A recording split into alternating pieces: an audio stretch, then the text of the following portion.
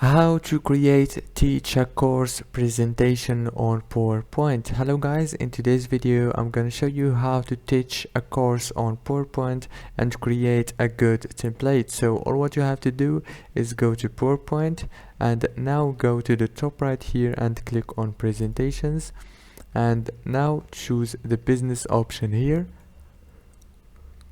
Now go down and you will find teach a course presentation. If you didn't find it, you can search here in the search bar, click on it and click create.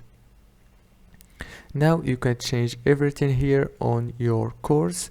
For example, with Jacob teach you, for example, YouTube course, and go down. You can change everything here, the lessons, the photos, everything as I said, and click save after you finish.